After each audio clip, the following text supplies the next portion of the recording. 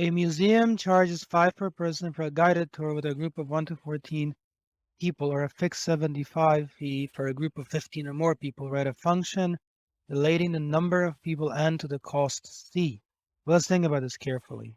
We are allowed to have up to 14 people. But then this inequality says 0 is less than n, which is less than some number. You cannot have 14 in here. No, not correct.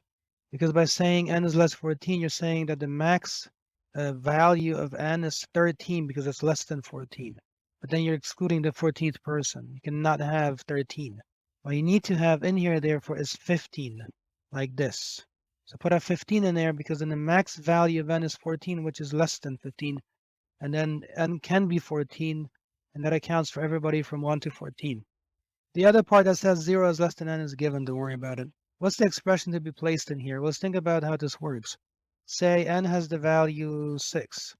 Then it's $5 per person. So that means 6 people are showing. You're going to do 6 times 5, which is 30.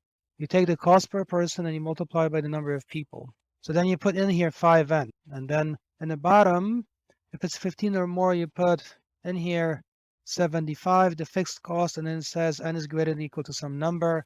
Let's break this down a little bit. The fact that this says 15, that means n can be 15. So you got to use this equal to part. Where it says more people or more people, that accounts for being greater than 15. So that means here you have to put 15. And that's how you answer this question. Leave a like if it's helpful.